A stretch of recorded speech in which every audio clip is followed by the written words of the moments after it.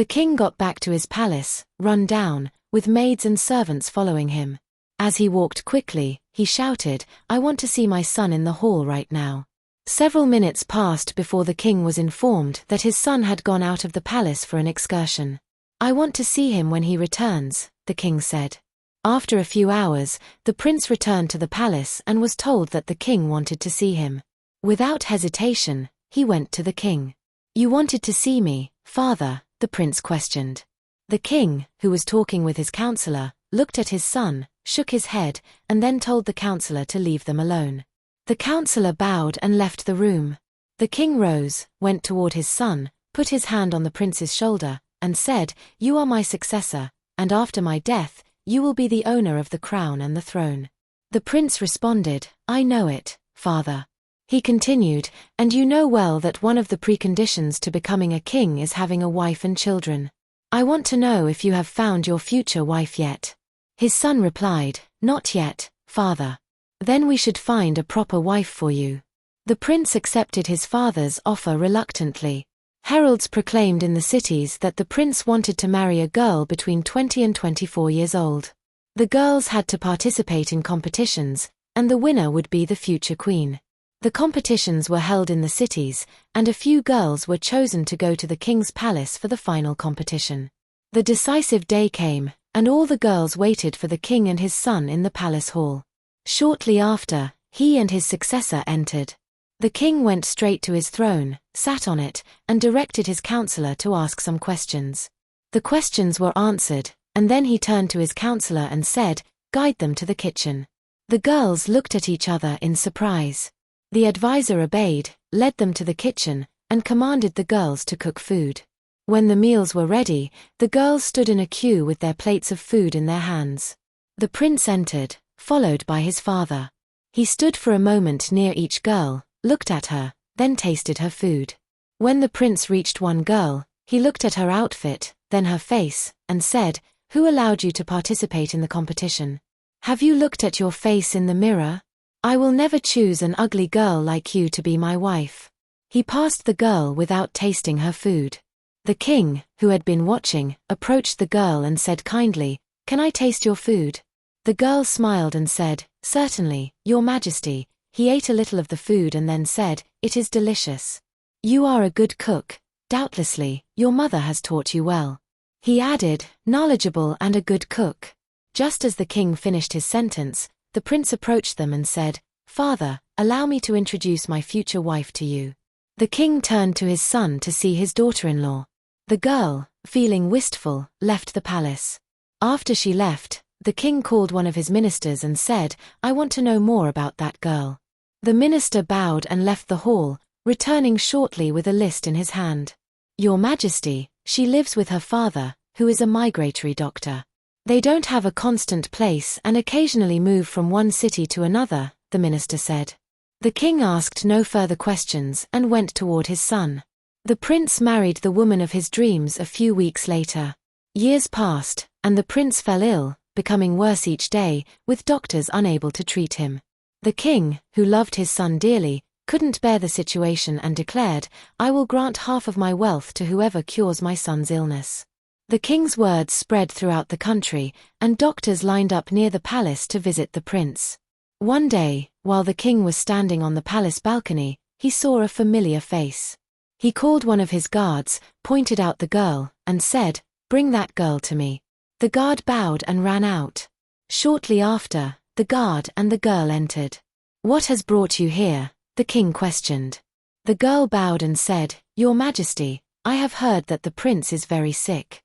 I came here because I thought my knowledge might help his condition." He kindly said, "Follow me." They entered the prince's dwelling. The king's daughter-in-law, who was sitting next to her husband's bed, stood up and began to cry when she saw the king. "Your Majesty," she said, crying.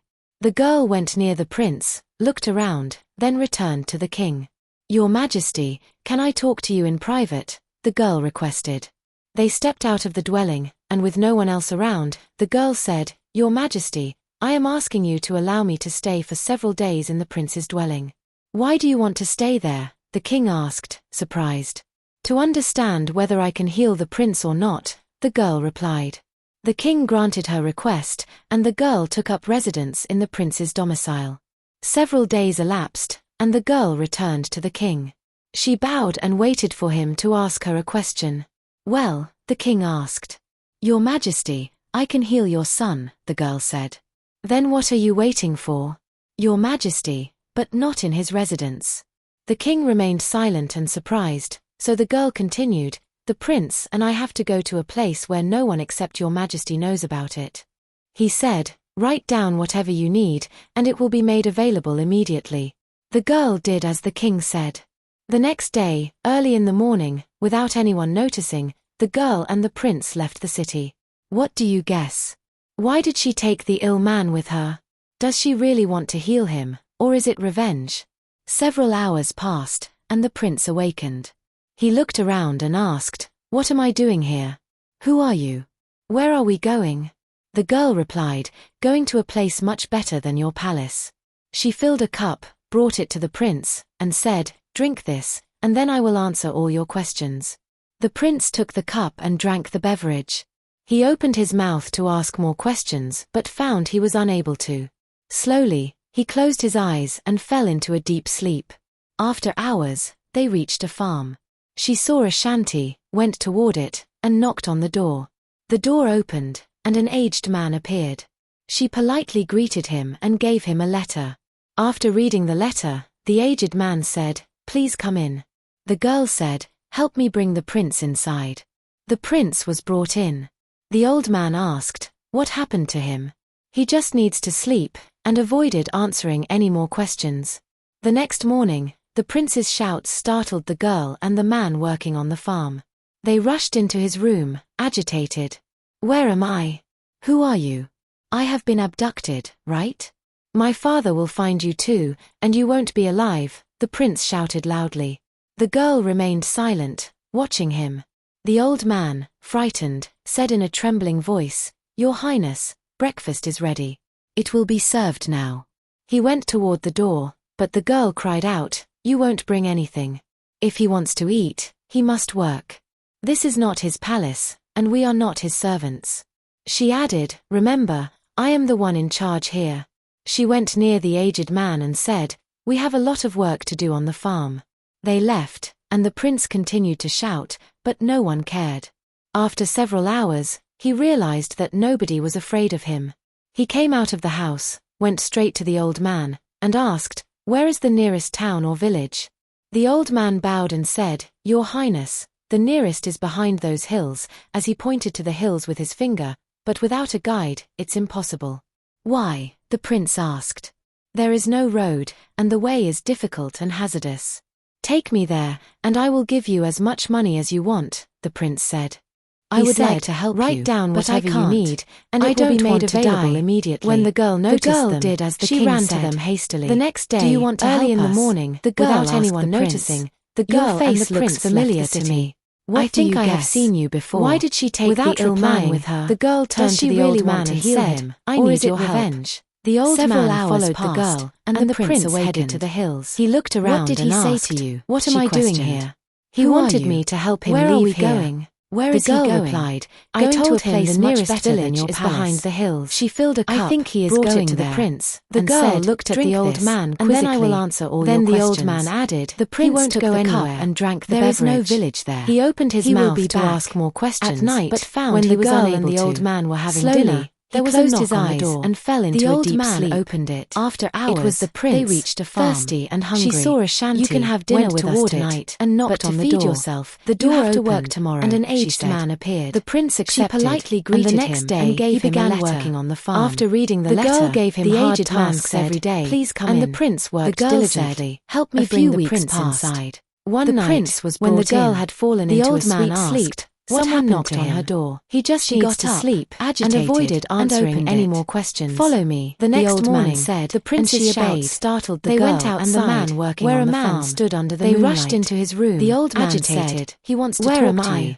and returned to the house. "I have been abducted." The girl approached the man. "My father will find you too, and you won't be alive," the girl said. The prince shouted loudly. The king replied, "The girl, I didn't want to wake you, but I had no choice." The old man, "I didn't want anyone to notice my absence." Your He Highness, stepped forward breakfast and said, is ready. "How is my son? It will be served He now." is getting well. He went and will toward the return door, to the palace but the very girl soon. cried out, What "You was won't the bring cause anything. of his sickness? If he wants to Maddening eat, drug, he must work. Your Majesty. This is not Maddening his drug, palace, and the we king are not said, his servants." surprised. She How added, did you figure it "Remember, out? I am the During one in the charge several here." days I stayed She at his went near residence, the aged I man and noticed said, some people "We were have a lot of interested work in to sitting do on on the your farm." throne. They The king left, asked, and the prince "But my son continued is to not the shout, king." but no Why one did they cared. want to drive him After mad? several hours, They know he he is the realized that successor nobody to the was throne, afraid of him. so he is the He first came out of the obstacle house, that must be went removed. straight to the old man, The king, and asked, impressed by "Where the is the girl's nearest intellect, town or took village?" her hands and The said, old man "You bowed are a and credible said, woman. "Your Highness, He added, the nearest "I have is a behind question those for you, hills, and as I he want to pointed hear to an the hills honest with his answer. finger. Your But without a Majesty, guide, I it's will impossible. answer honestly. Why? Do you The still prince love my asked. son? There is The no girl road, lowered her head and the and way said, is difficult "I liked and your son, hazardous. but now Take he is me just there, another and patient I will to give me." you as much My money as you feeling want, toward him the is prince that of a said. doctor to a patient. The king, still holding the girl's hands, said, "Since I saw you, I have been admiring you." Then he let go of her hands and said, "I have to go." He turned to leave, but after a few steps, he turned back and asked, "How is your father?" "I lost him last year." "Sorry to hear it," the king said and bid his farewell. Not only had the prince's health improved, but he had also developed a passion for hard work. One day, as he was cutting wood for the winter, he noticed a group of royal guards approaching him. One of the officers bowed and said, "Your Highness, we are here to take you to the palace." Without saying anything, the prince went to the girl, who was helping the old man, and asked, "Does my father know I am here?" "Yes, he does." The prince asked, "Have I been kidnapped for money?" "No." "Then why have you brought me here?" "Your life was in danger." "What do you mean by saying my life was in danger?" "When you get back to the palace, your father will explain everything to you." The prince returned to the officer who was waiting for him and said, "Give my regards to my father and tell him I will be back in a few days." The officer bowed and left. The prince then went back to the girl. "Now I remember where I saw you," he said. "At my father's gala, that day I mistreated you. I hope you forgive me." Without replying, the girl went to the kitchen and started to prepare food. The prince followed her inside and asked, after a few days, "I will return to the palace. Would you come with me?" "Yes, I will." "Do you want to live there?" "No." The prince smiled and said, "Then why do you want to come?" The girl stopped working, looked into the prince's eyes, and said, "To take my wage." The time for leaving came. The old man stood near the door, sad. The girl approached him, kissed his cheek, and said, "I will see you soon." She then turned to the prince and said, "We can go." They headed to the palace. On the way, no words were exchanged between them. When they arrived, the king was waiting for them in the garden. Gleefully, he went toward them, hugged his son, and then went to the girl, holding her hands. "The best room in the palace has been prepared for you," he said. "Your Majesty, I am so grateful, but I can't stay. I have not forgotten my word. You will be the owner of half of my belongings." The girl smiled and said, "I am an itinerant doctor like my father. Today I am here, tomorrow in another city. I can't carry your belongings with me. My wage is a few coins." The king stared into the girl's eyes, kissed her hands, and shouted, "Give her as many coins as she requests." The girl took her money and left. The king and his son stood, watching the girl. "I love her, father.